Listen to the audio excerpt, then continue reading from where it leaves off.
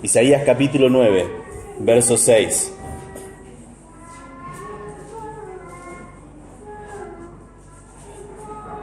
Isaías capítulo 9, verso 6. Dice así: porque un niño nos es nacido, hijo nos es dado, y el principado sobre su hombro, y se llamará su nombre admirable, consejero, Dios fuerte, Padre eterno, príncipe de paz. Acompáñeme en oración. Padre, te rogamos de que a través de tu palabra tú hables a nuestros corazones. Señor, pon en nosotros el deseo, el anhelo de obedecerte, y que tu palabra haga aquello que fue destinada a hacer, a cambiar nuestros corazones, a transformar nuestras vidas, a hacernos más semejantes a Jesucristo. Te lo pedimos en el nombre de Jesús. Amén.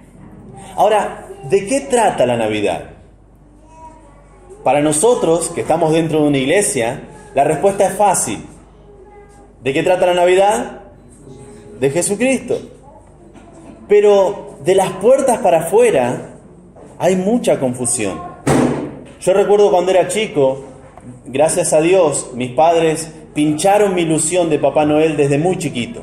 No sé si es que no querían darme regalos o qué, pero ellos pincharon esa ilusión. Yo no tenía la posibilidad de creer en Papá Noel. Quería hacerlo, con todo mi corazón quería creer en Papá Noel, porque veía que al vecino le traía bicicletas y juegos, esos family. Hoy por hoy parece anticuado, pero en esa época era lo mejor. Y a mí, no mi papá, sino mi abuelo, me regalaba una pelota cada Navidad. Era mi alegría más grande del año, era el punto más alto del año, la pelota de Navidad. Ahora, yo estaba feliz con esa pelota, yo estaba agradecido con esa pelota. Y por más que quería creer, no podía. Veía a mis amigos en el barrio y decía, viven una mentira. Siendo chiquitito. Y ellos, algunos hasta aseguraban, yo lo vi. ¿Se imaginan? En mi barrio, ¿saben dónde vivo yo? Es un barrio parecido al tuyo. Y en pleno diciembre, un hombre gordo con mucho sobrepeso, que anda corriendo por los techos, súper abrigado, con una bolsa con un montón de dinero ahí, o juguetes con dinero. No iba a durar mucho tiempo en mi barrio. Pero los nenes decían que lo habían visto.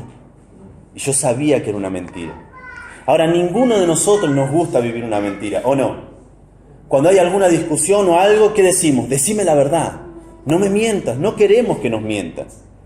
Y estoy seguro que vas a salir agradecido de que vamos a revelar la verdad acerca de la Navidad. Y este texto es ideal para esto. Alguno dirá, bueno, pero eso quiere decir que no va a haber más juguetes, sobre todo los más chiquititos. No quiere decir eso. Quiere decir que la Navidad no va a girar en torno a cosas, sino en torno a personas, que es lo más valioso, que es lo más importante. En esta porción de Isaías se la conoce como una porción mesiánica. Comienza en el capítulo 9, verso 1, y continúa hasta el verso 7. Hay diferentes porciones mesiánicas en el libro de Isaías, y esta es una de ellas. Y esta se da durante el reinado de un rey que se llamaba Acaz. Acaz era el rey del sur. ¿Conocen Israel algo? La historia de Israel. ¿Alguien conoce al rey David? ¿Sí? ¿Todos conocen al rey David, que mató al gigante? Bueno, antes del rey David había otro rey, el primer rey de la nación de Israel, que se llamaba Saúl. Después de David vino el rey más sabio, que tuvo muchas mujeres. Ahí lo sacan más rápido. Salomón tuvo 1000 mujeres. Era una locura.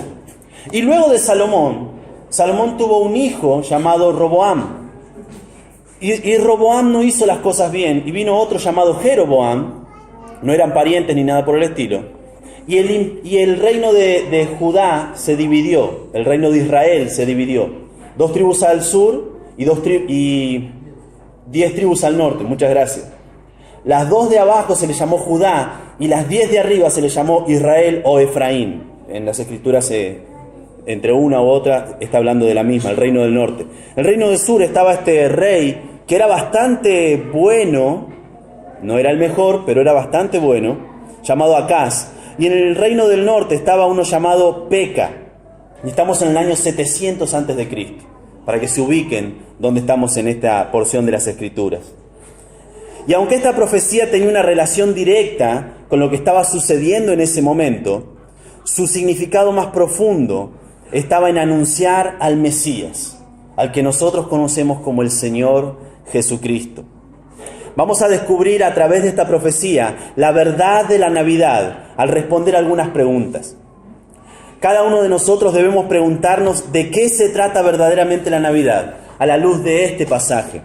La primera pregunta que nos hacemos acerca de la verdadera Navidad es ¿quién fue dado? Lean conmigo el texto. Dice, porque un niño nos es nacido, hijo nos es dado. ¿Quién nos es dado? Entendemos que está hablando del Señor Jesucristo, pero ¿cómo lo entendemos? Dice, hijo nos es nacido, niño nos es nacido, hijo nos es dado. El Señor Jesucristo vino a esta tierra como un niño. Esto representó su humanidad, pero también como un hijo, no de José, no de María, sino como un hijo de Dios. En Gálatas capítulo 4, verso 4, leemos que cuando vino el cumplimiento del tiempo, Dios envió a su Hijo, nacido de mujer, nacido bajo la ley. Su humanidad estaba plena en el Señor Jesucristo. Ese bebé era realmente un bebé. Hay relatos de la tradición que obviamente son muy distantes de la realidad.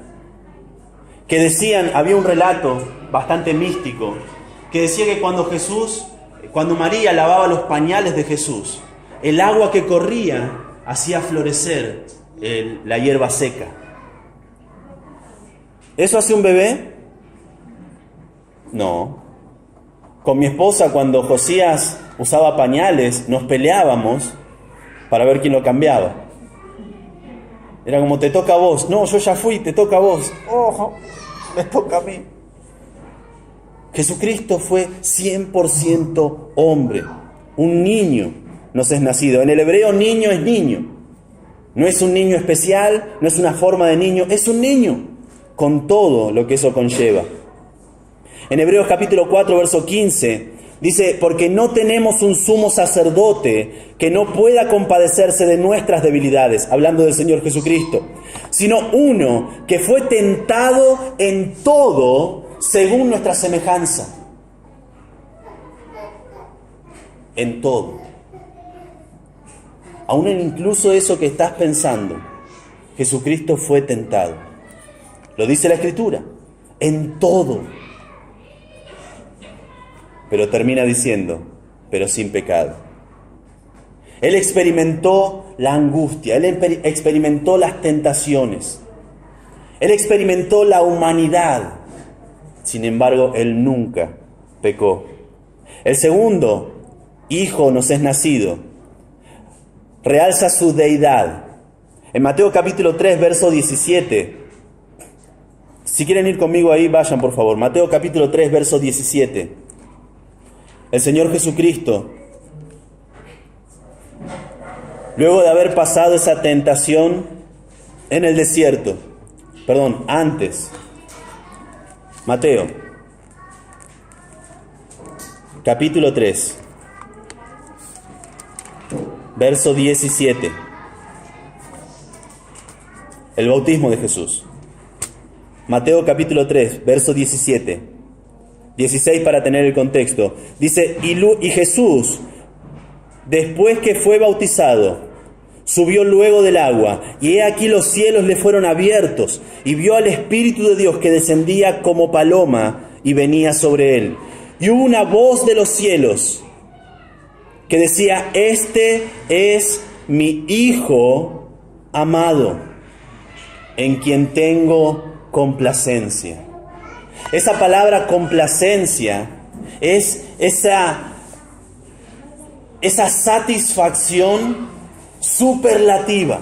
Nada podía superar el gozo y el orgullo y la satisfacción que Dios Padre tenía en el Señor Jesucristo.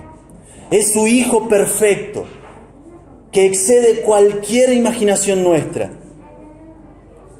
Es más, años más tarde, cuando Jesucristo llega a la etapa de su ministerio en el que comenzó a anunciar su muerte, esto está en Mateo capítulo 16, verso 21, termina la etapa de los milagros y comienza la etapa en la que Él anuncia que va a morir. Llega a un monte, en el monte de la Transfiguración, y Pedro, al ver la gloria de Jesucristo develada y ver esa gloria majestuosa, él dice: no hace falta que mueras, quedémonos acá, hagamos unas enramadas, quedémonos acá, no hace falta bajar. Está Moisés, está Elías, estás vos, no necesitamos más. Sin embargo, una voz desde el cielo interrumpe a Pedro y a sus planes. En Mateo capítulo 17, verso 5, dice: mientras él aún hablaba, Pedro, que decía: no bajemos, estamos bien como estamos. Mientras él aún hablaba, una nube de luz los cubrió.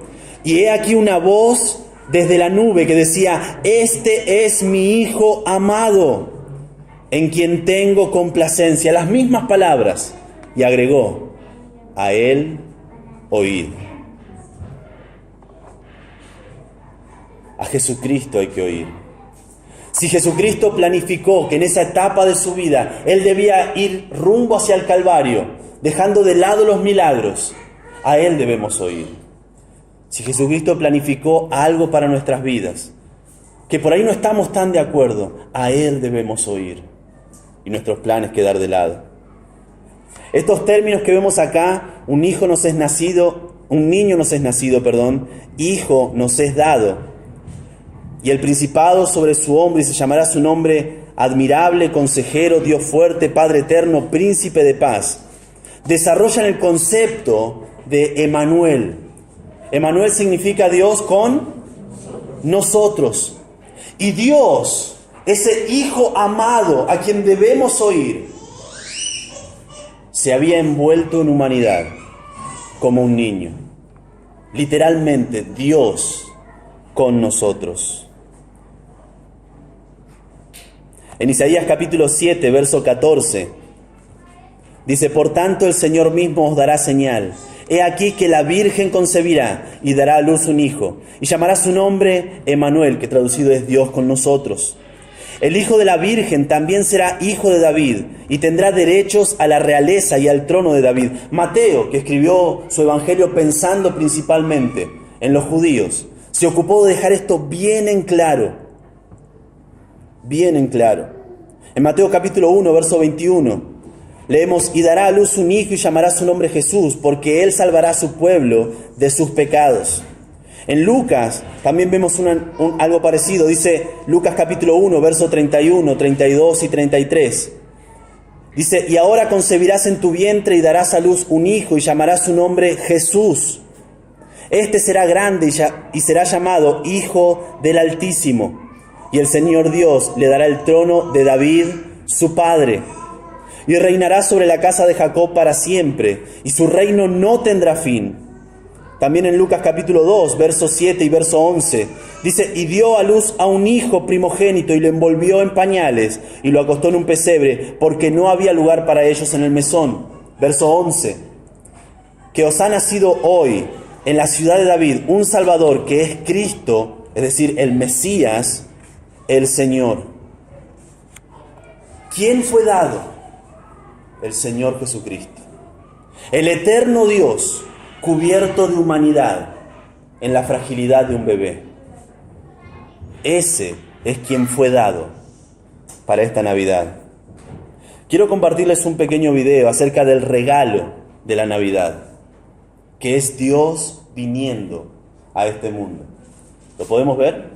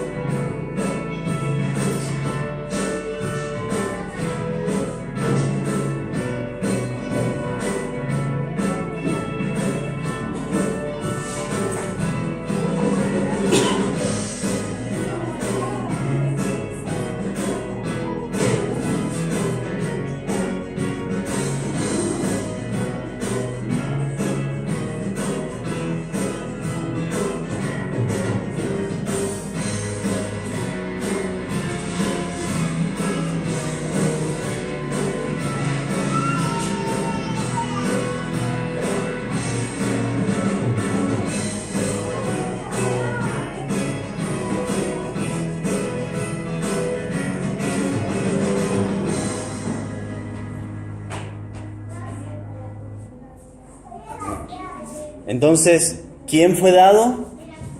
Dios mismo. Dios hecho hombre. Ahora, la segunda pregunta que nos hacemos acerca de la verdadera Navidad es: ¿para quién fue dado? Fíjense conmigo, vuelvan a Isaías, por favor, capítulo 9, verso 1 en adelante. Isaías capítulo 9, verso 1 en adelante. Mas no habrá siempre oscuridad para la que está ahora en angustia, tal como la aflicción que le vino en el tiempo en que livianamente tocaron la primera vez a la tierra de Zabulón y a la tierra de Neftalí, es decir, las tribus del norte. Pues al fin llenará la gloria el camino del mar, llenará de gloria el camino del mar, de aquel lado del Jordán, en Galilea de los gentiles. Estos Zabulón, Neftalí, Galilea, eran la frontera norte, Zabulón y Neftalí, de Galilea, al oeste del río Jordán. Fueron las primeras poblaciones en sufrir la invasión del rey asirio. Esto lo vemos en 2 de Reyes capítulo 15. Y la caída de estas primeras provincias fue culminando hasta el año 722 a.C., cuando la misma Nínive, la capital de ese reino, fue llevada cautiva por los asirios. Dice, llenará de gloria. Al decir la primera vez se refiere a que los días fueron tenebrosos en aquel entonces. Pero al fin Dios transformará esa devastación en honra. Ese lugar estaba siendo invadido, devastado por los asirios, pero aunque estaba hablando de esta situación, también estaba hablando de la venida del Señor Jesucristo. Lo vemos en el Nuevo Testamento, por ejemplo, en Mateo capítulo 4, verso 12 al 19. Es más, del verso 15 en adelante, está citando literalmente esta profecía de Isaías. Mateo capítulo 4, verso 12 en adelante. Mateo capítulo 4, verso 12 en adelante. Dice Mateo capítulo 4, verso 12 en adelante: Cuando Jesús oyó que Juan estaba preso, volvió a Galilea, y dejando a Nazaret, vino y habitó en Capernaum, ciudad marítima, en la región de Zabulón y Neftalí, para que se cumpliese lo dicho por el profeta Isaías, esto que estábamos leyendo, cuando dijo: tierra de Zabulón y tierra de Neftalí, camino del mar al otro lado del Jordán, Galilea de los gentiles. El pueblo asentado en tinieblas vio gran luz, y a los asentados en región de sombra de muerte, luz les resplandeció. Desde entonces comenzó Jesús a predicar y a decir: arrepentíos, porque el reino de los cielos se ha acercado. Andando Jesús junto al mar de Galilea, vio a dos hermanos, Simón, llamado Pedro, y Andrés su hermano, que echaban la red en el mar, porque eran pescadores. Y allí comenzó a llamar a sus discípulos. Obviamente, para los judíos vino el Señor Jesucristo. Pero según el mismo Señor Jesucristo, hablando a Nicodemo, también había venido para los gentiles. En Juan capítulo 3, estamos cerca, vayan ahí por favor. Juan capítulo 3, verso 16, es bien conocido. Nicodemo le dice: ¿cómo puedo nacer otra vez? ¿Cómo puedo volver a meterme en el vientre de mi madre y volver a nacer? Y Jesucristo le explica de que es un nacimiento espiritual. Y las condiciones, la vemos en el verso 16. Dice: porque de tal manera amó Dios al mundo, la razón más que las condiciones. Porque de tal manera amó Dios al mundo. Le estaba hablando a un principal de los judíos. Pudo haberle dicho: porque de tal manera amó Dios a Israel, y quedaba bien con él. El judío entendía de que era amado por Dios. El judío creía que por ser la nación de Israel no necesitaba salvación. Ya era parte del pueblo de Dios. ¿Recuerdan a ese judío que estaba orando y había también un publicano orando? Y le dijo: Dios, te doy gracias porque no soy como los otros hombres, ni aun como ese publicano. Ellos creían que no necesitaban salvación. Ellos creían que no necesitaban una redención eterna. Ellos eran la nación eterna. Y cuán equivocados que estaban. Y el Señor Jesucristo le dijo a este principal de los judíos: porque de tal manera amó Dios al mundo, a toda la humanidad, que ha dado a su Hijo unigénito, hablando del mismo, para que todo aquel que en él cree no se pierda, mas tenga vida eterna. Porque no envió Dios a su Hijo al mundo para condenar al mundo, el mundo ya estaba condenado, sino para que el mundo sea salvo por él. El que en él cree no es condenado, pero el que no cree ya ha sido condenado porque no ha creído en el nombre del unigénito Hijo de Dios. Le estaba diciendo al judío: aunque creas que sos parte de la nación eterna, aunque creas que no necesitas redención porque sos parte del pueblo de Dios, hay una condición para ser parte del pueblo de Dios, y es creer en el nombre del unigénito Hijo de Dios. No importa cuántas oraciones hagas en público, Nicodemo. No importa cuánto dinero des a la nación de Israel, Nicodemo. La condición es una, y es creer en el Señor Jesucristo como nuestro Salvador. La tercera pregunta que nos hacemos en cuanto a la verdadera Navidad es: ¿cuán valioso es este regalo que recibimos? Volvamos a Isaías capítulo 9 y vamos a caminar rápido por los diferentes títulos que se le da al Señor Jesucristo.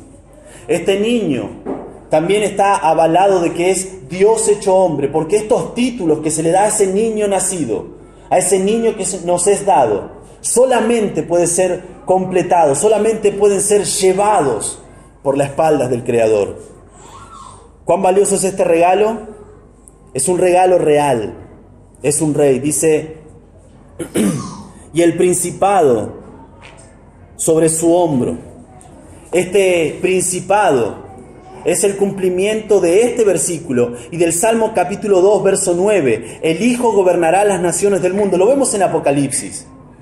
El principado que estaba destinado al linaje de David, el Señor Jesucristo lo va a completar y va a ser un principado eterno. Él va a gobernar de manera eterna. En Apocalipsis capítulo 19, verso 11 en adelante, dice: entonces vi el cielo abierto, y he aquí un caballo blanco, y el que lo montaba se llamaba Fiel y Verdadero, y con justicia juzga y pelea. Sus ojos eran como llama de fuego, y había en su cabeza muchas diademas, y tenía un nombre escrito que ninguno conocía sino él mismo. Verso 13, estaba vestido de una ropa teñida en sangre, y su nombre es el Verbo de Dios. Y los ejércitos celestiales, vestidos de lino finísimo, blanco y limpio, le seguían en caballos blancos.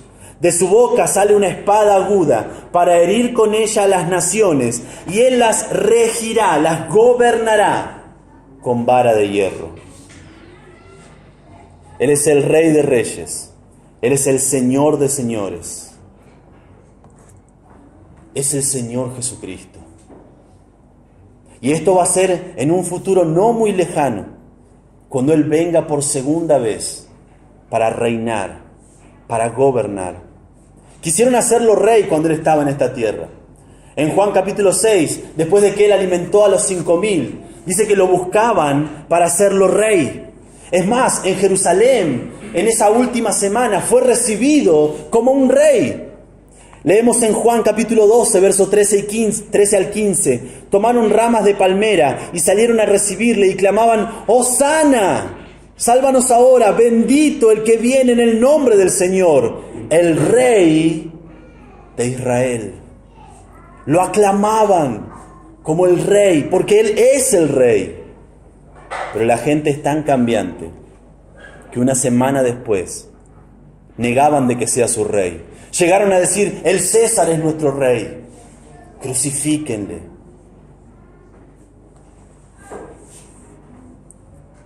Dice en el verso 15 de Juan 12: no temas, hija de Sión, he aquí tu rey viene, montado sobre un pollino de asno. En Apocalipsis capítulo 15, verso 3, se nos dice que Él es el Rey de los santos. ¿Es tu rey? ¿Él gobierna? ¿Él toma las decisiones? ¿Cuán valioso es este regalo? Es un regalo admirable, lleno de sabiduría. Dice admirable consejero. Los otros 3 títulos tienen 2 palabras cada uno, así que la intención probable de esta literatura hebrea es presentar un título con cada par de palabras. Admirable consejero, como si fuese un solo atributo. A diferencia de este rey de Acaz, que estaba gobernando, que estaba tomando malas decisiones. Estaba siendo atacado por la tribu del norte y en lugar de pedir ayuda al Creador, quiere hacer una alianza con otra tribu, con otro reino pagano. Pero a diferencia de este, el Rey eterno va a tener una sabiduría sobrenatural para gobernar.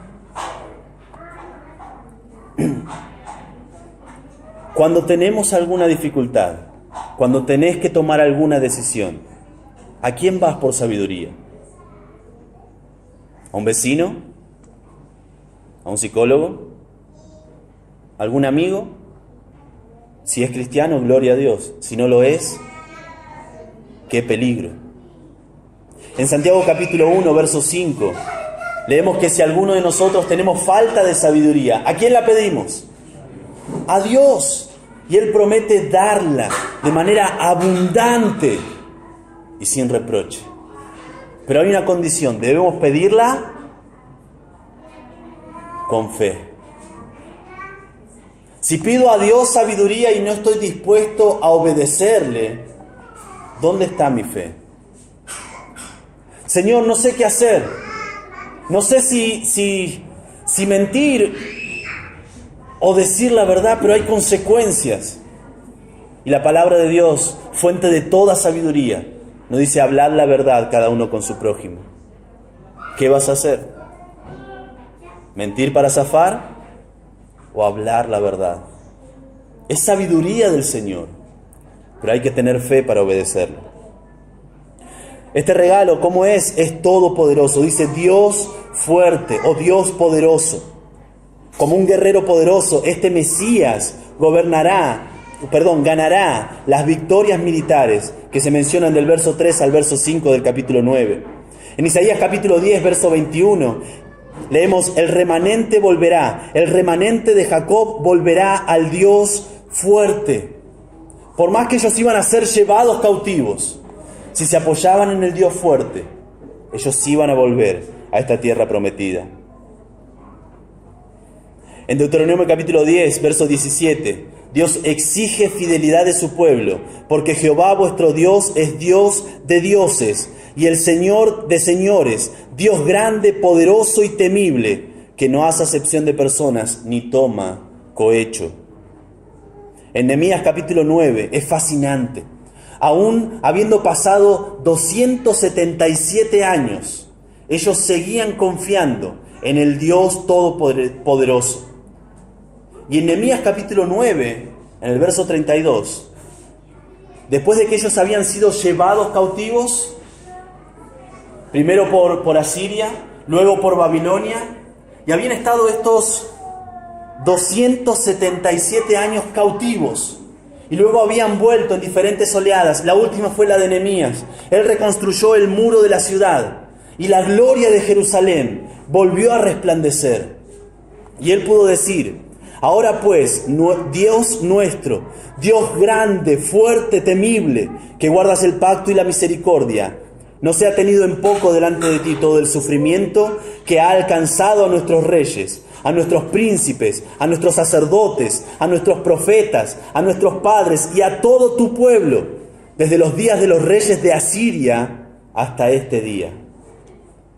277 años, anhelando volver a su tierra, hasta que finalmente sucedió. Dicho así, parece poco tiempo, pero nuestra nación apenas celebró el bicentenario hace poco. Y hoy le preguntamos a alguien quién es Roca, quién es Sarmantín, y si no hubieran cambiado los billetes, dirían los que están en los billetes. Muchos dirían así. Y ellos se habían olvidado de su Dios y habían vuelto ahora porque confiaban en que Dios era Dios fuerte. ese Dios todopoderoso.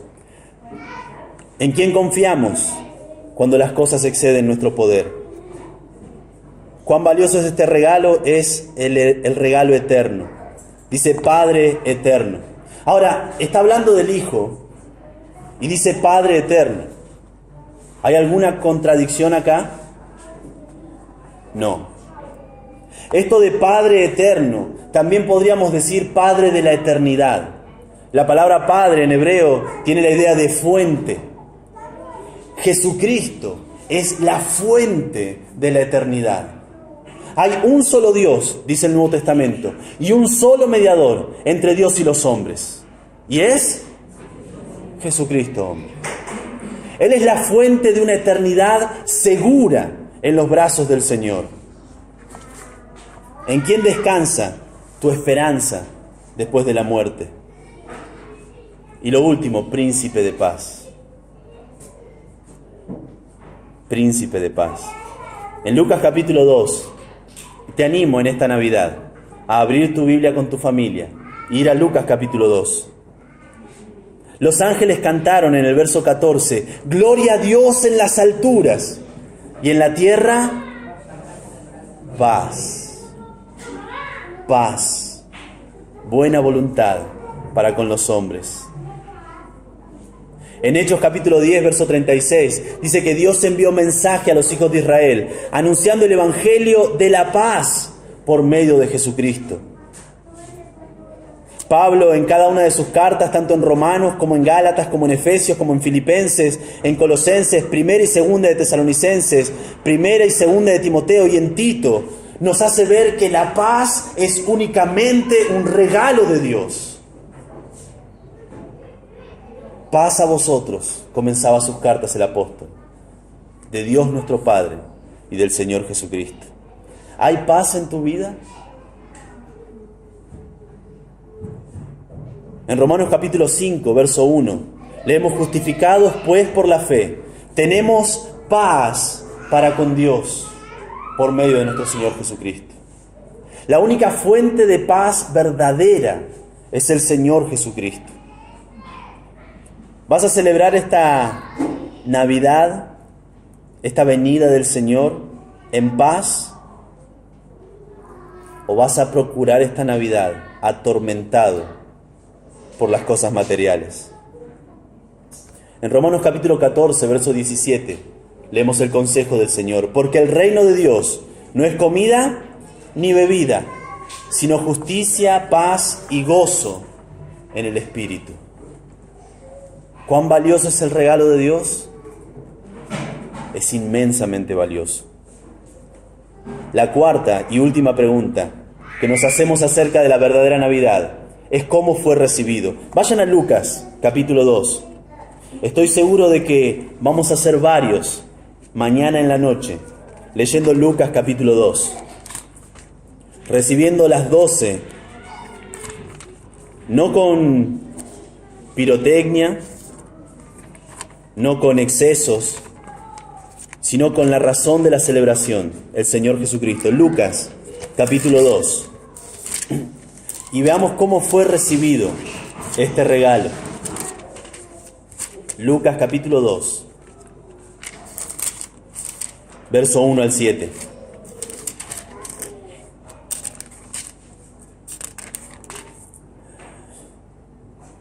Dice: aconteció que en aquellos días que se promulgó un edicto de parte de Augusto César, que todo el mundo fuese empadronado. Este es el primer censo, se hizo siendo Cirenio gobernador de Siria, e iban todos para ser empadronados, cada uno a su ciudad. Y José subió de Galilea a la ciudad de Nazaret, a Judea, a la ciudad de David, que se llama Belén, por cuanto era de la casa y familia de David, para ser empadronado con María su mujer, desposada con él, la cual estaba encinta, embarazada. Y aconteció que estando ellos allí, se cumplieron los días de su alumbramiento, y dio a luz a su hijo primogénito, lo envolvió en pañales y lo acostó en un pesebre, porque no había lugar para ellos en el mesón. ¿Cómo fue recibido? Por los judíos, él fue ignorado. Estaban muy ocupados. En ese momento Belén era un caos. A un emperador se le ocurrió, cada uno vuelva a su ciudad natal. Y ahí lo vamos a contar. Imagínense, Belén, una aldea pequeña y repleta, llena de parientes. Y estaban todos preocupados, estaban todos angustiados, estaban todos apurados. Esa mujer está embarazada, bueno, pero no importa, tengo que seguir. Estaban ocupados por el censo, estaban ocupadas por los trámites, estaban ocupados comprando regalos, estaban ocupados y peleando por qué iban a comer esa noche. Estaban ocupados porque a alguno le gustaba una música y a otro le gustaba otra música. Estaban ocupados, habían cosas que hacer, estaban ocupados. Es más, estaban tan ocupados que había un mesonero que estaba tan preocupado por su negocio, por su trabajo, que lo ignoró. No hay lugar. Pero está por nacer, no hay lugar. Pero gracias a Dios el relato continúa. Los pastores, a diferencia de estos judíos que lo ignoraron, se sorprendieron. Fue una sorpresa inesperada. Verso 8 en adelante. Había pastores en esa misma región que velaban y guardaban las vigilias de la noche sobre su rebaño. Y aquí se les presentó un ángel del Señor, y la gloria del Señor los rodeó de resplandor, y tuvieron gran temor. Pero el ángel les dijo: no temáis, porque he aquí os doy nuevas de gran gozo, noticias de gran gozo, que será para todo el pueblo. Que os ha nacido hoy, en la ciudad de David, un Salvador, que es Cristo el Señor. Esto os servirá de señal. Hallaréis al niño envuelto en pañales, acostado en un pesebre. Y repentinamente apareció con el ángel una multitud de huestes celestiales que alababan a Dios y decían: gloria a Dios en las alturas, y en la tierra paz, buena voluntad para con los hombres.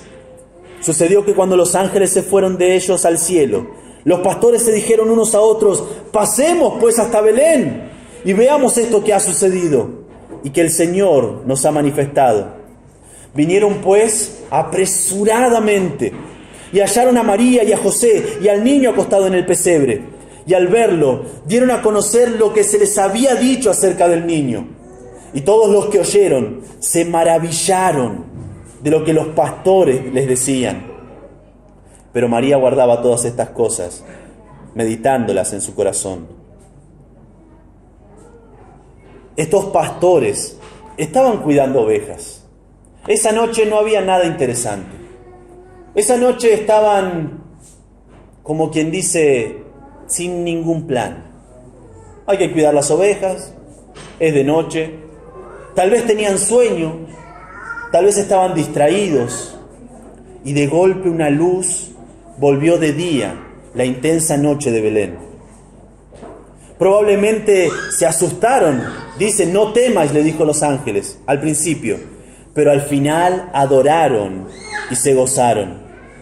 Dice el verso 20: y volvieron los pastores glorificando y alabando a Dios por todas las cosas que habían oído y visto, como se les había dicho. ¿Cómo fue recibido? Fue recibido como alguien esperado. Verso 21 en adelante. Leemos a Simeón y a Ana. En el verso 25 y verso 27 leemos de que Simeón era un hombre gobernado por el Espíritu Santo. El Espíritu Santo lo guió. El Espíritu Santo le hizo entender que él iba a ver la salvación de Israel.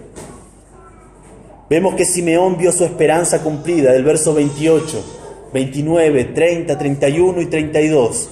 Cuando él adoró al Señor y dijo: ahora puedo irme, ahora puedo morir en paz, porque mis ojos han visto tu salvación. En el verso 33 vemos que otros se maravillaron de su testimonio. Y en el verso 36, 37 y 38 vemos a Ana, su fidelidad, estando en el templo día tras día, había sido recompensada. Ahora, por nosotros, ¿cómo fue recibido? ¿Recordás el día de tu salvación? ¿Recordás dónde fue? ¿Recordás cómo fue? Que lo puedas recordar en esta Navidad. Hace un tiempo, Claudia es mi esposa, ella recibió un regalo. Estábamos de novios y un muchacho, un filisteo, le dio un regalo. Y yo me acuerdo que no me puse muy bien. Ahora, me puse muy feliz cuando vi que Claudia devolvió ese regalo. Ella obviamente no estaba interesada en ese filisteo incircunciso. Luego yo, temeroso, le di un regalo. Ahora, mi regalo parecía de juguete comparado con el del otro. Pero ella lo recibió, lo guardó, lo atesoró. ¿Qué es lo que cambió su actitud frente a un regalo? Su interés en el dador del regalo. Eso cambió por completo su actitud. Ahora, el regalo de Dios, la vida eterna en Jesucristo, está disponible para todos nosotros. ¿Y lo vas a ignorar como esos judíos esa noche en Belén? Porque estás tan ocupado con otras cosas que hay que hacer. ¿O va a ser una sorpresa inesperada? ¿No pensabas conocer al Señor? ¿No esperabas que te hubiera encontrado una Navidad leyendo el relato del Señor Jesucristo, naciendo en ese pesebre? Sin embargo, con temor das ese paso de fe y al final, como estos pastores, vas a estar glorificando y alabando al Señor por esa salvación tan grande. O vas a estar como Simeón y Ana, anhelando el encuentro con el Señor, anhelando la venida de tu Salvador. ¿Quién es Dios para vos? ¿Es un cuento? ¿Es un invento de la mente? ¿Es una excusa para sacar dinero a la gente? ¿Es una gran mentira? ¿O Él es el eterno?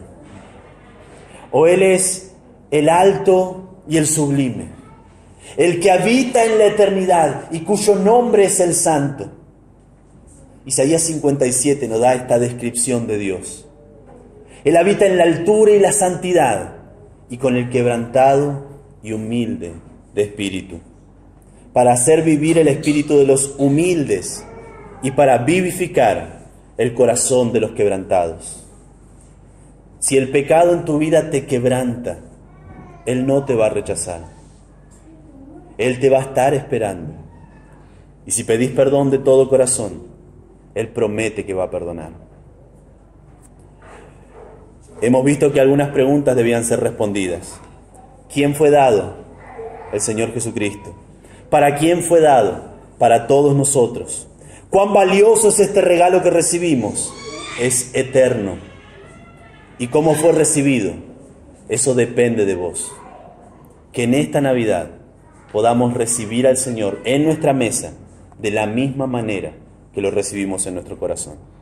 Vamos a orar. Padre, te agradecemos por este tiempo juntos delante de tu palabra. Señor, queremos de que sea una realidad la Navidad en nuestras vidas. Pero entendemos que solo cuando rendimos nuestras vidas al Creador vamos a poder responder con verdad a estas preguntas de la Navidad. Señor, esto entendemos que es tan real para el incrédulo como para el creyente.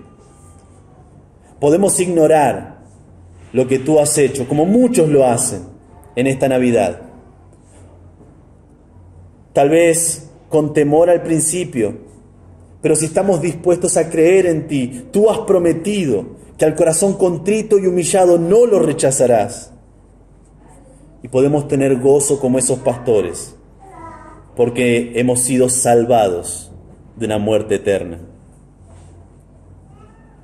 Señor, te ruego que para cada uno de nosotros seas tú la fuente de nuestra esperanza. Seas tú el amado y el deseado de nuestra alma. Y que tengas un lugar especial en nuestra mesa en esta Navidad.